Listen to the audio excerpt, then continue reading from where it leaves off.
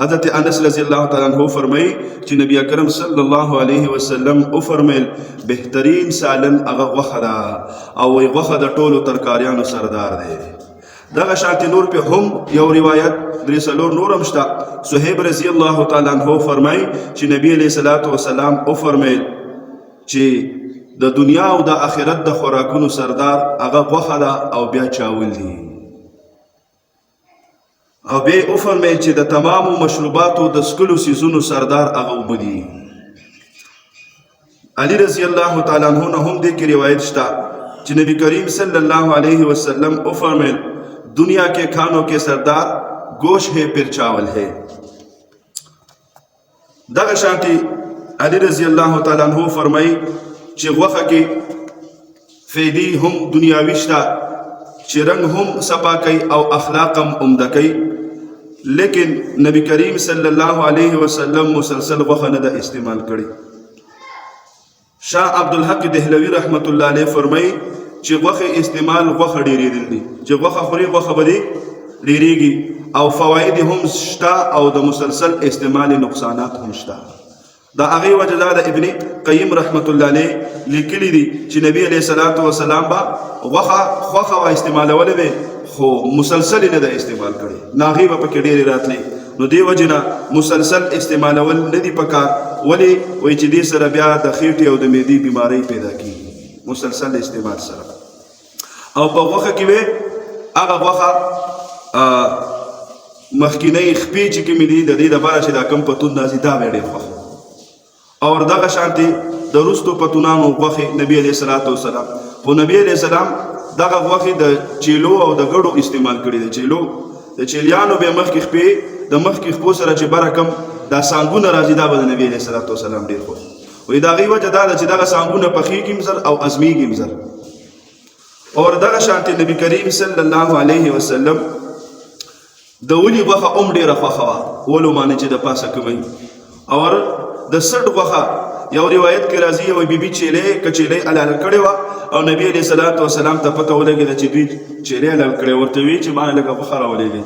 هغې ورته ویل چې یا رسول الله صلی الله علیه وسلم غوښه خو ختمه شوې ده سټ یې پاتې دی. نو نبی علیه صلات وسلام وفرمایل چې دغه سټ دا غوښه راله راولېږه دا په ټولو کې عمده ده ځکه چې سټ ډېر پاک ځای دی د ټول بدن د پاسه دی. نو هغه غوښه هم نبي کریم صلی الله علیه وسلم استعمال کړې ده.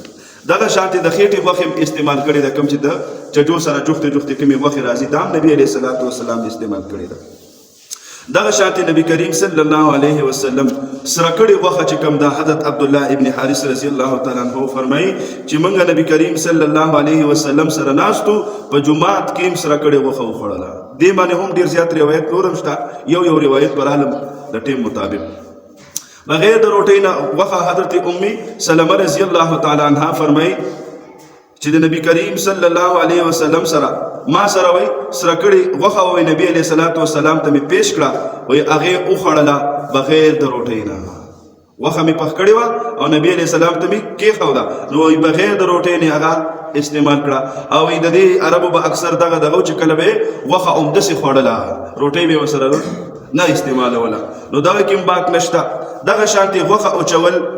یو صحابي وایي چې موږ د نبی کریم صلی الله علیه وسلم سره وو او چیلۍ مو ذبح کړه او موږ د حالت په سفر کې وایي نبی علیه صلات وسلام دغه شانتې حکم وکړو چې دې غوښې له مالګه ورکوي او اوچ یې کوي. وایي هغه غوښې له موږ مالګه ورکړه وایي هغه وایي اوچه کړه او وایي تمام سفر کې مغه مالګه دغه استعمال کړه دغه اوچه غوښه وایي تر دې چې موږ مدینې منورې ته ورسېدو نو موږ اوچه غوښه به استعمالوله. نو غوښه اوچول سنت طریقه ده او استعمال بیا هم سنت طریقه ده. د خوروا والا غوښه حضرت انس بن مالک رضی الله تعالی عنہ نه روایت دی چې یو درسیو نبی کریم صلی الله علیه وسلم له دعوت وکړو وایي چې موږ لاړو وایي نبی علیه الصلاة وسلام د وربشو روټۍ په هغه وخت کې خو دا نور غنم نو وربشو روټۍ چې کومه وه وایي هغې په خوروا کې ماته کړله او غوښې سره یې هغه وخوړله. نو د خوروا والا روټۍ استعمالول په د خوروا والا غوښه استعمالول دا د نبی کریم صلی الله علیه وسلم په معمول کې تیر شوي دي. او وایي عبدالله قرني رضی الله تعالی عنه فرمایي وایي نبی علیه صلات وسلام وفرمیل چې تاسو په غوښه چې کله واخلئ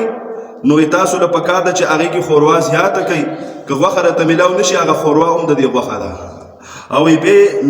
ابو ذر غفاری رضی الله تعالی عنہ فرمایي چې نبی علیہ الصلوۃ والسلام فرمایل چې تاسو کو بل د یو نیک کار معمول نشئ کولای نو دا خو ځان کې عادت پیدا کړي چې اخلاق ښه استعمالوي او په وخت کې چې کله راوړي خوروا پکې زیاتوي گاونډیانو له عمر کوي. دغه شانته په وخت کې کدو اچول حضرت انس رضی الله تعالی عنہ فرمایي روایت کوي چې نبی علیہ الصلوۃ والسلام فرمایل چې کدو خوري زکه چې کدو دومره فایدمن بوټی دی کله دنه بل فایدمن وینو حضرت یونس علیہ السلام باندې با هغه بل بوټی سورې کړی وی لیکن کدو ډیر فایدمن دی زکه الله جل جلاله دا پیدا او وی فرمایل چې دغه خوروا جوړوي او دا عقل او دماغ له طاقت ورکوي. دغه شانته د اډوکی والا وخه نبی کریم صلی الله علیه وسلم استعمال کړی دا عبد الله ابن عباس رضی الله عنه د دې راوی دی. اوس دغه شانتي سرکړی وینا او زړه کلیجی چې ورته وي دام نبی کریم صلی الله علیه وسلم له ابو رافع رضی الله تعالی عنہ فرمای چې ما ورته راوړل او نبی علیہ الصلوۃ والسلام هغه اوخړل او به منځ کو او هغه مې ولا اوچ سره کړی و اور دا رنگی د سعد بن عباده رضی الله تعالی عنہ نے روایت ته وی ساروی می خډیر علال کړیو 40 پوری او وی نبی علیہ الصلوۃ والسلام نبی یو ډک کنټرول مازغه راوړل وی نبی علیہ الصلوۃ والسلام هغه خډیر په خواهش باندې وخړل او وی ماته د خیر دعا وکړه